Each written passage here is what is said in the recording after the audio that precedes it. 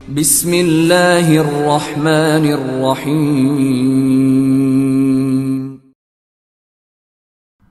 Episode 14۔ کتاب کا نام خاک و خون، دا اٹراسٹیز آف برٹش راج، مصنف نسیم حجازی۔ حال کے آئینے پر مستقبل کے چہرے کے جو خد و خال ظاہر ہو رہے تھے وہ تدریجاً بھیانک ہوتے گئے۔ زندگی کے افق پر گرد و غبار جسے سلیم محض وہم سمجھتا تھا وہ نمایاں ہوتا گیا۔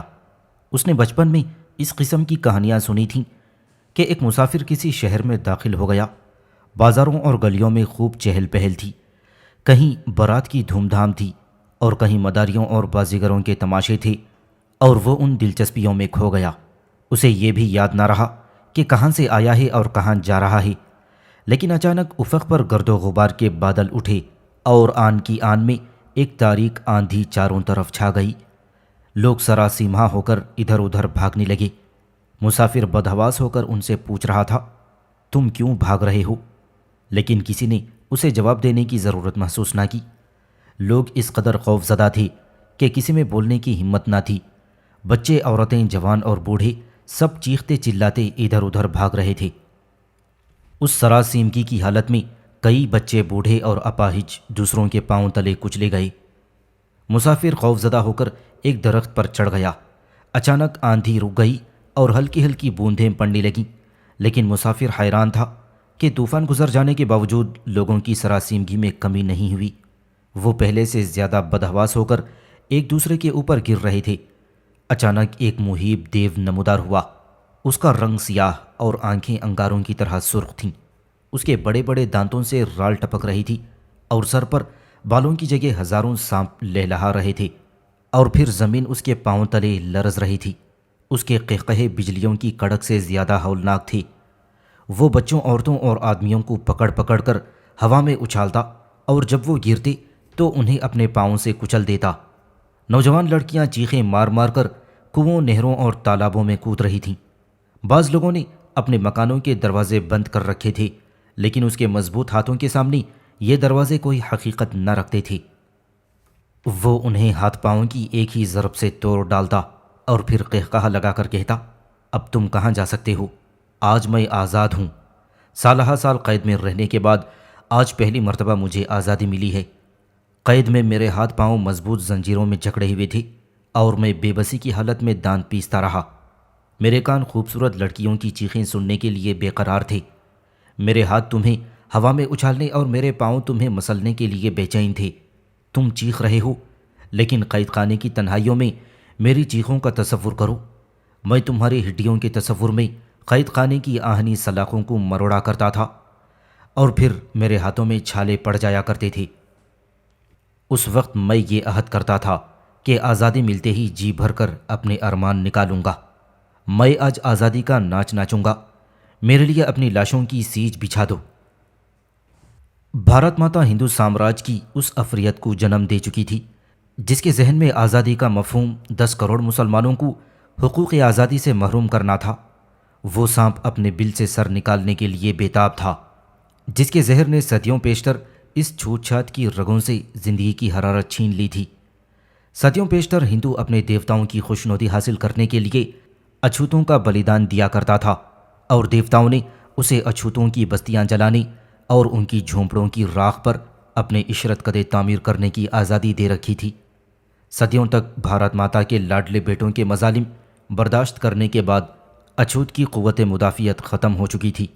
وہ برہمن اور اونچی ذات کے ہندوؤں کی تقدیس کے احترام میں اپنے تمام انسانی حقوق سے دستبردار ہو چکا تھا۔ لیکن اب ہندو کے سامنے 10 کروڑ مسلمانوں کا مسئلہ تھا، اور یہ وہ قوم تھی جس نے اس ملک پر صدیوں تک حکومت کی تھی۔ ہندو نے اچھوت کو ورن آشرم کی آخری کڑی بنانے سے پہلے اپنی تلوار سے مغلوب کر لیا تھا، لیکن مسلمانوں کے مقابلے میں محمد بن قاسم کے زمانے سے لے کر احمد شاہ ابدالی کے زمانے تک یہ تلوار بے اثر ثابت ہوئی۔ پانی پت کی رزمگاہیں ہندو کو یہ احساس دلانے کے لیے کافی تھیں کہ تلوار کی جنگ میں وہ اس قوم کا مقابلہ نہیں کر سکتا۔ چنانچہ وہ پرانے دیوتاؤں سے مایوس ہو کر ایک نئے دیوتا کی اعانت کا طلبگار ہوا۔ یہ نیا دیوتا انگریز تھا۔ انگریز نے اس وقت ہندوستان میں قدم رکھی جب مسلمانوں کی ستوت کے ستون کھوکھلے ہو چکے تھے۔ تاہم ان کی آخری قوت مدافعت جو بنگال میں سراج الدولہ اور جنوبی ہند میں سلطان ٹیپو کی شخصیتوں میں ظاہر ہوئی تھی، انگریز کو یہ احساس دلانے کے لیے کافی تھی کہ اس قوم کی خاکستر میں ابھی تک چنگاریاں موجود ہیں۔ چنانچہ اس نے مسلمانوں کو کچلنے کے لیے ہندو کی طرف ہاتھ بڑھایا۔ 1857 عیسوی کی جنگ آزادی کی ناکامی کے بعد مسلمان انگریز کی نظر میں اور زیادہ معطوب ہوتا گیا اور وہ چکی کے دو پاٹوں انگریز اور ہندو کے درمیان پسنے لگا۔ 19ویں صدی کے آخری اور 20ویں صدی کے آغاز میں ہندوستان کے اندر مغربی طرز کی جمہوریت کے تصور سے ہندو کی وہ پرانی جبلت زندہ ہو رہی تھی کہ جس نے برہمن کی تقدیس کا چولا پہن کر نیچ ذات کو ہمیشہ کے لیے حقوق انسانیت سے محروم کر دیا تھا۔ ہندو جانتا تھا کہ ایک مرکز کے تحت جمہوری نظام حکومت میں اپنی اکثریت کے بل بوتے پر مسلمانوں کو بھی سیاسی اور اقتصادی اچھوت کا درجہ قبول کرنے پر مجبور کر سکے گا۔ چنانچہ ہندو ورن آشرم کی جگہ ہندی نیشنلزم نے لے لی تھی۔ ہندی نیشنلزم آل انڈیا کانگریس کا لبادہ پہن کر میدان میں آیا۔ اس نئی تحریک کے اغراض و مقاصد منوجی کے ورن آشرم سے مختلف نہ تھے، صرف اتنا فرق تھا کہ منوجی کی تحریک نے برہمن کی تقدیس کا سہارا لیا تھا اور کانگریس کی تحریک ہندو اکثریت کے بل بوتے پر رام راج قائم کرنا چاہتی تھی۔ منوجی کے ہاتھ میں تیز چھری تھی اور اس نے بلا تعامل اچھوتوں کو ذبح کر کے برہمن کے قدموں میں ڈال دیا، لیکن گاندھی کی آستین میں ایک زہر آلود نشتر تھا جسے استعمال کرنے سے پہلے وہ مسلمانوں کو رسیوں میں جکڑ لینا ضروری سمجھتا تھا۔ منوجی نے اچھوت کو دھتکارا تھا، لیکن گاندھی کو خطرہ تھا کہ یہ قوم جسے نابود کرنے کا کام سماج کے مقدس دیوتاؤں نے اسے سونپا ہے وہ سو رہی ہے، مردہ نہیں ہوئی۔ اس لیے وہ اپنا زہر آلود نشتر آزمانے سے پہلے انہیں بے ہوشی کے ٹیکے لگانا ضروری سمجھتا۔ گاندھی کا طریقہ کار وہی ہوتا جو منو کا تھا تو مورخ شاید پانی پت کی ایک اور جنگ دیکھتے اور دہلی کے لال قلعے پر جو جھنڈا انگریز کے جانے کے بعد لہرایا جاتا اس پر اشوکا کے چکر کے بجائے محمد بن قاسم کی تلوار کا نشان ہوتا۔ گاندھی نے ہندو اکثریت کو زیادہ مؤثر بنانے کے لیے اچھوتوں کے لیے بھارت ماتا کی گود کشادہ کر دی۔ ان کے لیے چند مندروں کے دروازے کھل گئے اور انہیں سماج کے چند مقدس بیٹوں کے چند کنویں بھرشٹ کرنے کی اجازت بھی مل گئی۔ نتیجہ یہ ہوا کہ ان کی آواز حلق میں اٹک کر رہ گئی اور وہ صدیوں کے بعد ایک کروٹ لے کر پھر بھارت ماتا کے قدموں میں سو گئے۔ مسلمانوں کا مدافعانہ احساس کو چلنے کے لیے گاندھی نے انہیں آزادی کا سراب دکھایا۔ تحفظات کا مطالبہ کرنے والوں کو تنگ نظر، فرقہ پرست، انگریز کے ایجنٹ اور وطن کی آزادی کے دشمن کہا گیا۔ مسلمانوں میں ایسے لوگ اس وقت بھی موجود تھے جو اس سراب کی حقیقت سے واقف تھے، جو گاندھی کی آستین میں چھپے ہوئے خنجر کو اپنی شاہر رگ کے قریب آتا دیکھ رہے تھے، جو ہندو مقاصد کی چٹان کو بتدریج پانی سے ابھرتا ہوا دیکھ کر قوم سے کہہ رہے تھے کہ وہ تمہاری ناؤ رام راج کی اس خطرناک چٹان کی طرف دھکیل رہا ہے جس کے ساتھ ٹکرا کر یہ پاش پاش ہو جائے گی اور تم اچھوتوں کی طرح موت و حیات کی کشمکش میں مبتلا ہو جاؤ گی۔ لیکن ایسی آوازیں صدائے صحرا ثابت ہوئیں۔ گول میز کانفرنس نے یہ حقیقت واضح کر دی کہ کانگریس جس انقلاب کا نعرہ لگا رہی ہے اس کا مقصد اس کے سوا کچھ نہیں کہ انگریز کی حکومت کے بعد مسلمان اپنا سیاسی مستقبل ہندو اکثریت کو سونپ دیں گے۔ کانگریس نے کئی بار حکومت کے ساتھ سودا کرنے کی کوشش کی، لیکن ہر بار اس کی پہلی شرط یہ تھی کہ انگریز اقلیتوں کو نظر انداز کر کے اس کی واحد نمائندگی کو تسلیم کر لے، لیکن انگریز 10 کروڑ مسلمانوں کے وجود سے قطعی انکار نہ کر سکا۔ بھارت ماتا کے لاڈلے بیٹوں کی تسکین کے لیے 10 کروڑ مسلمانوں پر اپنی سنگینیوں کا پہرا بٹھانے میں اسے کوئی مصلحت نظر نہیں آئی، اور انگریز کے متعلق کانگریس کی پالیسی میں کئی تبدیلیاں آ گئیں۔ گاندھی جی کی آتما نے کئی چولے بدلے، لیکن مسلمانوں کے متعلق ان کے طرز عمل میں کوئی تبدیلی نہ آئی۔ تاہم آزادی کے نعروں میں کچھ ایسی جاذبیت تھی کہ مسلم عوام کا جوش و خروش ابھی تک کانگریس کے ساتھ تھا۔ مسلمانوں کی آنکھ اس وقت کھلی جب حالات نے یہ ثابت کر دیا کہ کانگریس جسے آزادی کہتی تھی وہ ہندو اکثریت کی حکومت کا دوسرا نام تھا۔ 1937 کے انتخابات نے پہلی بار کانگریس کی حکومت ہندوستان کے 7 صوبوں پر مسلط کر دی۔ ہندو سیاست دانوں نے مسلمانوں کو نرغے میں لینے کے لیے جس قدر اطمینان اور دور اندیشی کا مظاہرہ کیا تھا اسی قدر وہ نرغے میں پھنسے ہوئے شکار کو مغلوب کرنے کے لیے جلد بازی پر اتر آئی اور رام راجی کی برکات واردھا یا ودیا مندر جیسی ناپاک اسکیموں کی صورت میں نازل ہونے لگیں۔ رب کعبہ کے سامنے سر بسجود ہونے والی قوم کے بچوں کو مدارس میں گاندھی کی مورتی کے سامنے ہاتھ باندھنے کا سبق دیا جاتا۔ محمد عربی صلی اللہ علیہ وسلم کی نعت پڑھنے والوں کو وندے ماترم کا ترانہ سکھایا جا رہا تھا۔ دختران توحید کے نصاب تعلیم میں دیوداسیوں کے رقص شامل کیے جا رہے تھے۔ مسلمانوں کے حلق میں یہ زہر انڈیلنے کے لیے ان تجاویز کے بانیوں نے وہ ہاتھ منتخب کیے جس کی انگلیوں پر ابھی تک قرآن حکیم کی تفسیریں لکھنے والے قلم کی سیاہی کے نشان موجود تھے۔ رام راجیہ کی بقا کے لیے مسلمانوں کے تمدن کے علاوہ ان کی زبان بدلنے کی ضرورت بھی محسوس کی گئی، چنانچہ اردو کی جگہ ہندی کو رائج کرنے کی جدوجہد زیادہ شد و مت کے ساتھ شروع ہوئی۔ اس میں شک نہیں کہ مسلمانوں کے مکمل استحصال کے لیے گاندھی جس موقع کا منتظر تھا وہ ابھی تک نہیں آیا تھا، لیکن ہندو عوام جنہوں نے مسلمانوں کے خلاف محاذ بنانے کے لیے یہاں تک گوارا کر لیا تھا کہ اچھوت ان کے چند مندروں کو بھرشٹ کر ڈالیں گے، کینہ اور نفرت کے ان جذبات کو دیر تک چھپا کر نہ رکھ سکے جن کی اساس پر ہندو نیشنلزم کی عمارت کھڑی کر دی گئی تھی۔ چنانچہ وسط ہند کے صوبوں میں لوٹ مار اور قتل کی وارداتیں شروع ہوئیں۔ جس شہر یا گاؤں میں ہندو مسلمانوں پر حملہ کرتے وہاں کانگریسی حکومت کی پولیس سالس بن کر پہنچتی اور مسلمانوں کو ہندوؤں کے ساتھ مصالحت کرنے کے لیے ذلیل ترین شرائط ماننے پر مجبور کیا جاتا۔ مسلم لیگ کی طرف سے مصالحت اور تعاون کی پیشکش ٹھکرائی جا چکی تھی۔ جواہر لال نہرو کے یہ الفاظ فضا میں گونج رہے تھے، ہندوستان میں صرف دو جماعتیں ہیں، ایک انگریز اور دوسری کانگریس۔ رام راجیہ کا یہ دور اگرچہ مختصر تھا، تاہم سنجیدہ مسلمانوں کو یہ احساس دلانے کے لیے کافی تھا کہ اگر انہوں نے آنکھیں نہ کھولیں تو اندلس کی تاریخ ہندوستان میں بھی دہرائی جا سکتی ہے۔ چنانچہ مارچ 1940 عیسوی کو مسلمانوں کے مدافعانہ شعور کی عملی صورت پاکستان کی قرارداد کی شکل میں ظاہر ہوئی۔ پاکستان کا مطالبہ سراسر مدافعانہ تھا۔ مسلمان ہندو فسطائیت کے اٹھتے ہوئے سیلاب کے سامنے ایک دفاعی خط کھینچنا چاہتے تھے۔ انہوں نے ہندوؤں کو ان کی اکثریت کے صوبوں میں آزادی اور خود مختاری کا حق دے کر اپنی اکثریت کے صوبوں میں آزادی اور خود مختاری کا حق مانگا تھا۔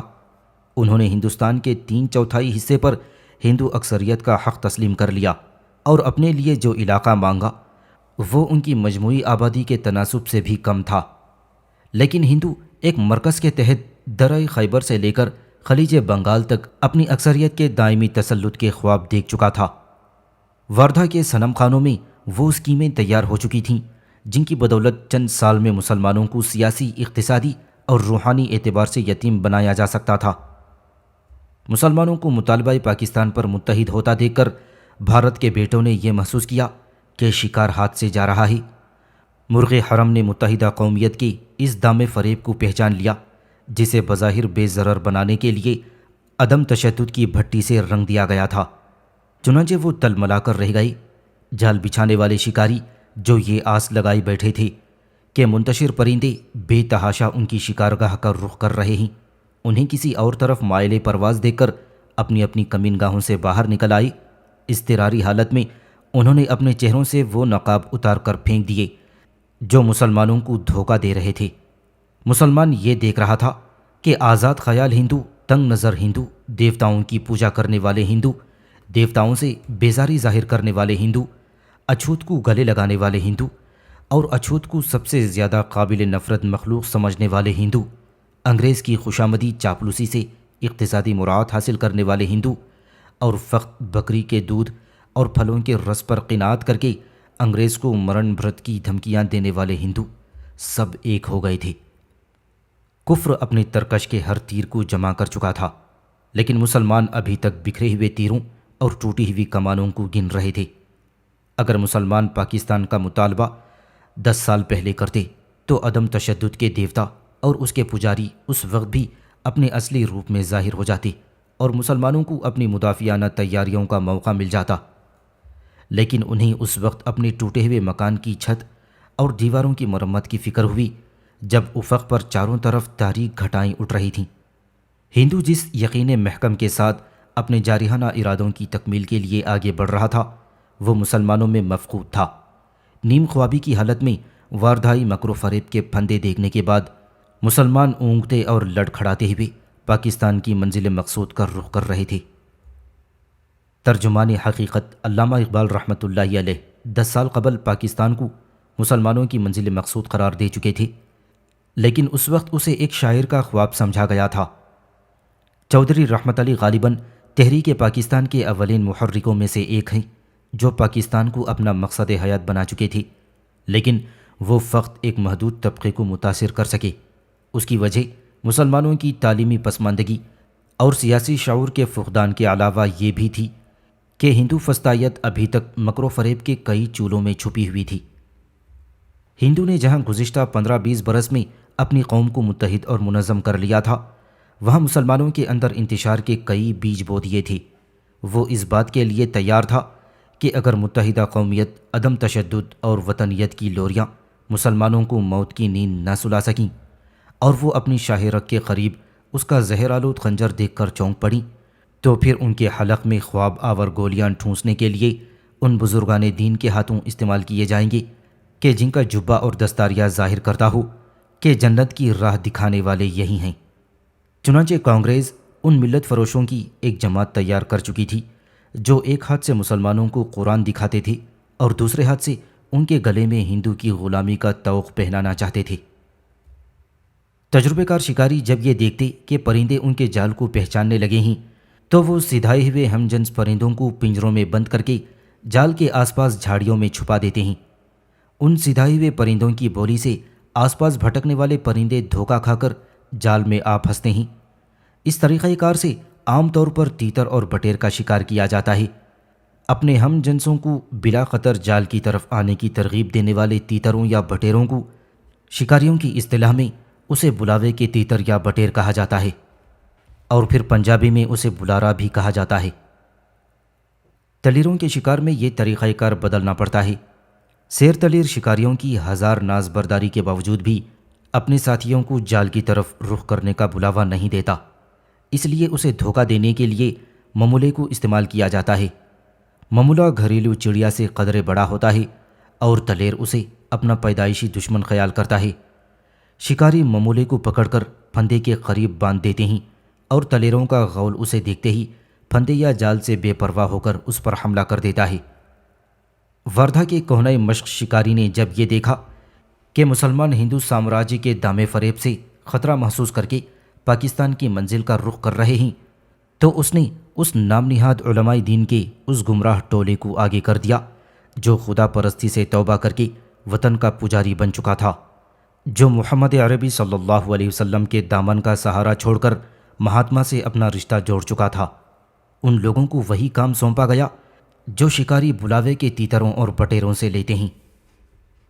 یہ علماء ہندو سامراج کا جال بچھانے والے شکاریوں کی سکھائی ہوئی بولیاں بول رہے تھے۔ مسلمانوں، آؤ، یہ تمہاری آزادی کی منزل ہے، دیکھو ہم آزاد ہیں۔ یہ جھوٹ ہے کہ تمہیں یہاں پھنسانے کے لیے کوئی جال بچھایا گیا ہے۔ آنکھیں کھول کر دیکھو، یہاں اناج بھی ہے اور پانی بھی۔ پاکستان بھوکا ہے، تمہیں وہاں یہ نعمتیں نہیں ملیں گی۔ ہمیں دیکھو، ہمیں پہچانو، ہم تمہارے لیڈر ہیں۔ ارے تم یہ سمجھتے ہو کہ ہندو تمہیں کھا جائے گا؟ یہ ہندو جس پر تم نے برسوں حکومت کی ہے، کیا یہ بزدلی نہیں کہ تم ہندو سے تحفظات مانگتے ہو؟ خدا کی قسم، جب ہندو سے اپنے حقوق لینے کا وقت آئے گا تو ہم اس کے کان پکڑ کر اپنے مطالبات منوائیں گے۔ اگر ہندو کی نیت خراب ہوتی تو ہم اس کے ساتھ کیوں ہوتے؟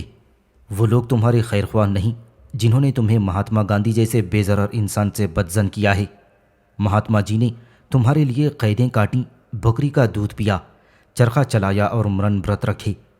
تمہارے یہ لیڈر جو تمہیں مہاتما گاندھی سے بدظن کرتے ہیں، وطن کی آزادی کے دشمن ہیں، اسلام کے دشمن ہیں، خدا کے دشمن ہیں۔ ان کا ساتھ چھوڑ دو، پاکستان کا خیال ترک کر دو۔ آؤ، یہاں آ جاؤ، یہاں دانے اور پانی کی فراوانی ہے، یہاں کوئی خطرہ نہیں آئے گا۔ آؤ، ہمارے ساتھ مل کر نعرہ لگاؤ، انقلاب زندہ باد، انقلاب زندہ باد۔ ایک طرف یہ بلاوے کے پرندے ہندو سامراج کی حمایت کے لیے نیشنلسٹ مسلمانوں کی جماعت تیار کر رہے تھے، اور دوسری طرف ہندو پریس ممولے کی مدد سے تلیروں کے پھانسنے کی طریقہ کار پر عمل کر رہا تھا۔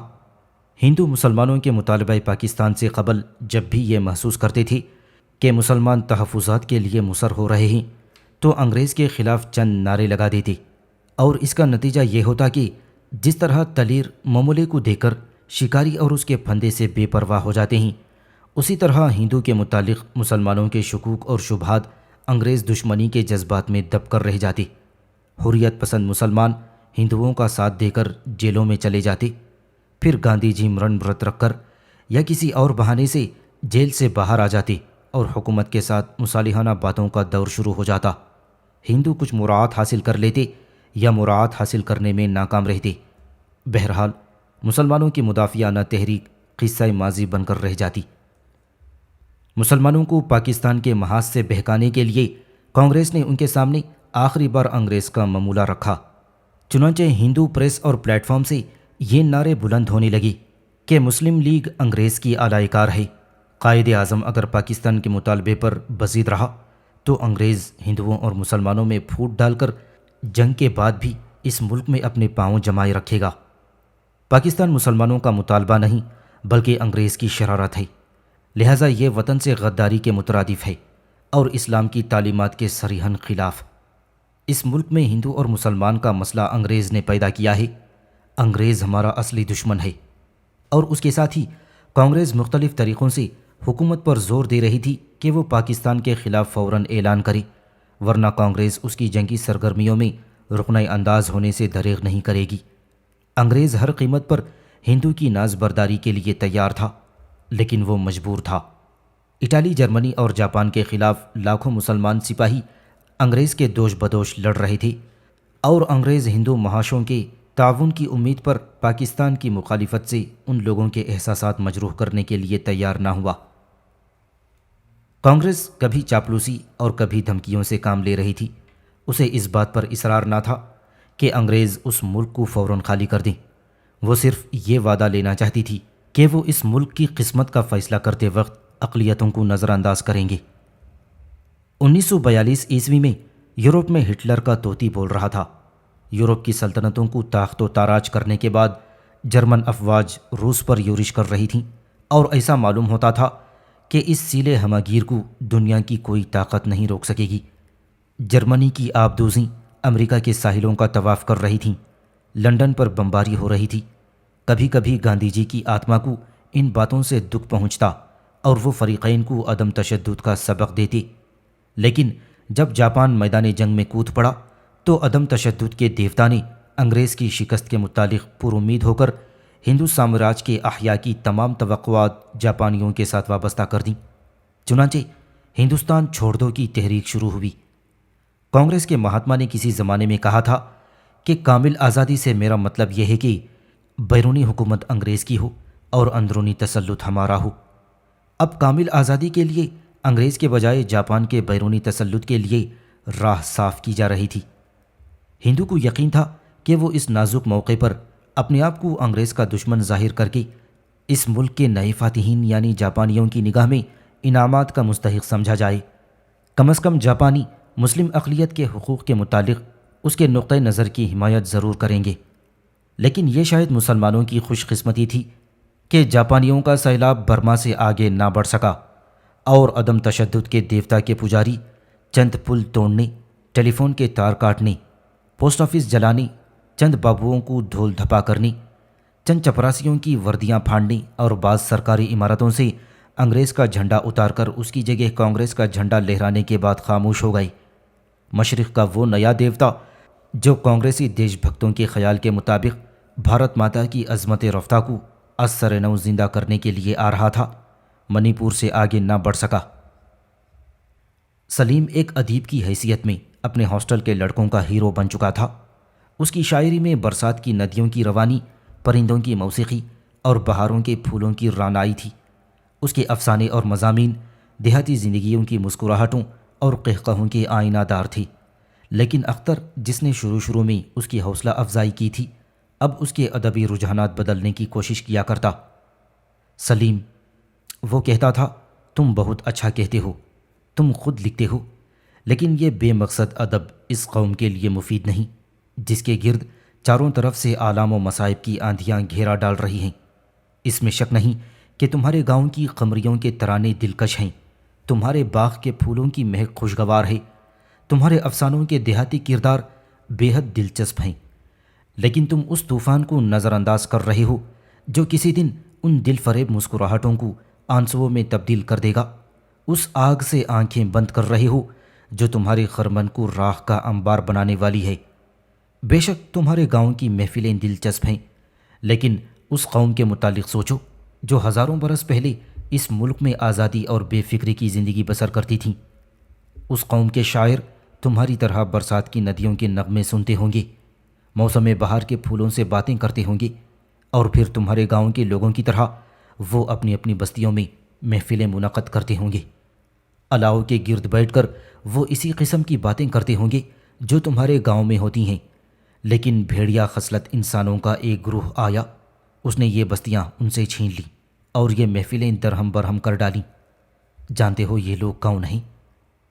اور پھر وہ خود ہی جواب دیتا، یہ ہندوستان کے 7 کروڑ اچھوت ہیں جو آرین حملہ آوروں کا مقابلہ نہ کر سکے اور مغلوب ہونے کے بعد اس ملک کی سیاسی، روحانی اور اقتصادی یتیم بن کر رہ گئے۔ سلیم، تم کہو گی کہ وہ احمق تھے، وہ دشمن کے مقابلے میں سر دھڑ کی بازی نہ لگا سکے، لیکن ان کے شاعروں اور مفکروں کو کیا کہو گے جو انہیں بر وقت جگا نہ سکے، جو اس وقت بھی جب دشمن سر پر کھڑا تھا الاؤ کے گرد یا درخت کی ٹھنڈی چھاؤں میں بیٹھ کر انہیں میٹھے راگ اور دلچسپ کہانیاں سناتے رہے۔ میرے دوست، نفرت اور حقارت کا وہ طوفان جس نے برہمن کی تقدیس کا لبادہ اوڑھ کر اچھوتوں کو تباہ و برباد کیا تھا، آج صدیوں کے بعد پھر اٹھ رہا ہے، اور اس مرتبہ اس کا رخ ہماری طرف ہے۔ ہندو سماج کا احیاء ہندو نیشنلزم کی صورت میں ہو رہا ہے۔ اگر ہم اس طوفان کا مقابلہ نہ کر سکے تو ہمارا حال اچھوتوں سے بھی برا ہوگا۔ اچھوتوں کو ہندو سوسائٹی کا قابل نفرت حصہ بن کر رہنے کی اجازت مل گئی تھی، لیکن ہمارے لیے 2 ہی راستے ہوں گے، موت یا ترک وطن۔ سلیم، اختر کے لہجے میں سختی آ جاتی، اگر تم اجتماعی زندگی کا شعور نہیں رکھتے تو کم از کم اس گاؤں کے لیے جس کی حسین فضاؤں میں تم نے نغمے اور قہقہے سیکھے ہیں، آنے والے خطرات کا احساس کرو۔ جب طوفان دوسری ہزاروں بستیوں کو تباہ و ویران کر دے گا تو تمہارا گاؤں اس لیے نہیں بچ رہے گا کہ وہاں تم جیسے شاعر نے پرورش پائی ہے۔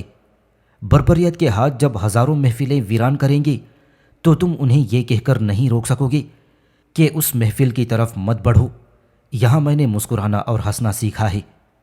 اس وقت تمہیں یہ سمجھ آئے گی کہ اجتماعی آلام و مصائب کا مقابلہ کرنے کے لیے اجتماعی جدوجہد کی ضرورت ہوتی ہے۔ اس وقت تم کہو گے کہ کاش میں قوم کو میٹھے اور سہانے نغمے سنانے کے بجائے جھنجھوڑ کر جگا دیا ہوتا۔ پھر سلیم کا چہرہ دیکھ کر اختر کے لہجے میں ملائمت آ جاتی۔ سلیم، میری باتیں ذرا تلخ ہیں، لیکن میں حقیقت کے چہرے پر حسین پردے ڈال نہیں سکتا۔ قدرت نے جو صلاحیتیں تمہیں دی ہیں، میں چاہتا ہوں ان کا استعمال غلط نہ ہو۔ تمہاری تحریر میں جادو ہے، میں چاہتا ہوں کہ یہ جادو قوم کو سلانے کے بجائے جگانے کے کام آئے۔ موجودہ حالات میں صرف پاکستان ہی ہماری بقا کا ضامن ہو سکتا ہے۔ یہی وہ چٹان ہے جس پر کھڑے ہو کر ہم ہندو فیشزم کے سیلاب کا منہ پھیر سکتے ہیں۔ شاعروں اور ادیبوں نے کئی اقوام کو موت کی نیند سلانے کے لیے لوریاں دی ہیں، لیکن ایسے شاعر بھی تھے جن کے الفاظ نے شکست کھا کر پیچھے ہٹنے والی فوج میں نئی روح پھونک دی۔ قرون اولیٰ میں ہمیں ایسے شعراء کی کئی مثالیں ملتی ہیں جو روم و ایران میں اسلام کی عظمت کے پرچم لہرانے والے مجاہدین کے دوش بدوش جہاد کیا کرتے تھے۔ آج کا شاعر اگر پاکستان کی اہمیت محسوس نہیں کرتا تو میں کہوں گا کہ وہ اپنے ماحول سے بیگانہ ہے۔ اختر کے ساتھ ایسی ملاقاتوں کے بعد سلیم اپنے دل میں نئے ارادے اور نئے ولولے لے کر اٹھتا۔ اسے اپنے گاؤں کی محفلیں عزیز تھیں، اپنے کھیتوں اور باغوں کے پھول پیارے تھے، اسے ان سیدھے سادھے لوگوں کے قہقہوں اور مسکراہٹوں سے انس تھا جو وقت کو منٹوں اور سیکنڈز کے پیمانے کے بجائے دنوں، مہینوں اور برسوں کے پیمانے سے ناپا کرتے تھے۔ اور پھر اسے جگردوز چیخیں سنائی دیتیں، اپنی گاؤں کی عورتوں اور بچوں کی چیخیں۔ وہ کپ کپا اٹھتا۔ وہ اس دیو کو روکنے کے لیے پاکستان کی 4 دیواری کی ضرورت محسوس کرتا۔ وہ کاغذ اور قلم لے کر بیٹھ جاتا اور پاکستان کے متعلق کوئی مضمون شروع کر دیتا۔ وہ ظالم ہیں، وہ سامراجی ہیں، وہ فسطائی ہیں، وہ ہمارے ساتھ وہی سلوک کریں گے جو آریہ فاتحین نے ہندوستان کی مفتوح اقوام کے ساتھ کیا تھا۔ لیکن کیوں؟ وہ سوچتا، کیا وہ انسان نہیں؟ کیا ہم انسان نہیں؟ ایک انسان دوسرے انسان کے ساتھ ایسا سلوک کیوں کر سکتا ہے؟ پھر وہ خود ہی جواب دیتا، کیا ہندوستان کے قدیم باشندے انسان نہ تھے اور برہمن نے انسان ہوتے ہوئے؟ لیکن وہ پرانے زمانے کی باتیں ہیں، اب دنیا میں علم کی روشنی پھیل چکی ہے۔ سلیم اپنے دل کو تسلی دیتا۔ حقیقت کا بھیانک چہرہ تھوڑی دیر کے لیے تصورات کی خوشگوار دھندلکے میں چھپ جاتا اور اس دھندلکے میں اڑتا ہوا وہ اپنے گاؤں میں پہنچ جاتا۔ گاؤں کے چھوٹے چھوٹے بچے اسے دیکھتے ہی شور مچاتے ہوئے اس کی طرف بڑھتے۔ مسلمانوں کے بچے، سکھوں، ہندوؤں اور عیسائیوں کے بچے، وہ سب سے پیار کرتا تھا۔ وہ اس سے لپٹ جاتے، کوئی اس کے کندھے پر سوار ہونے کی کوشش کرتا، کوئی اس کے کوٹ کے جیب میں ہاتھ ٹھونس دیتا۔ مٹی سے بھرے ہوئے ہاتھ اس کی شلوار یا پتلون کا ستیہ ناش کر دیتے۔ وہ انہیں کھانڈ کی ٹکیاں یا کوئی اور کھانے کی چیز تقسیم کرتا۔ بچے ایک دوسرے کو پیچھے دھکیل کر اپنا ہاتھ آگے بڑھانے کی کوشش کرتے۔ بھائی جان مجھے دو، بھائی جان مجھے دو۔ سلیم کے ہونٹوں پر مسکراہٹ کھیلنے لگتی۔ یہ روشنی کا زمانہ ہے۔ وہ مطمئن سا ہو کر قلم رکھ دیتا، لیکن اچانک وہ دل کی ایک اور آواز سنتا۔ کیا اس روشنی کے زمانے میں ان دیوتاؤں کی پوجا نہیں ہوتی کہ جن کے سامنے کبھی اچھوتوں کا بلیدان دیا جاتا تھا؟ سامعین سے گزارش کی جاتی ہے کہ ہمارے سارے چینلز ایلیکونٹ ادب ایکسٹراز، سوارڈ آف حق چینل اور اتحاد الانصار چینل میں جن آڈیو بکس اور سیریز کو مکمل کیا جا چکا ہے، ان سب کا مطالعہ ہمارے پلے لسٹ سیکشن سے کریں اور ان آڈیو بکس اور سیریز کو آپ اپنے دوست و احباب میں شیئر کرتے رہیں، اور ہمارے سوشل میڈیا پلیٹ فارمز کے لنکس ڈسکرپشن میں دیے گئے ہیں۔ ہمیں سبسکرائب اور فالو ضرور کریں۔ جزاک اللہ۔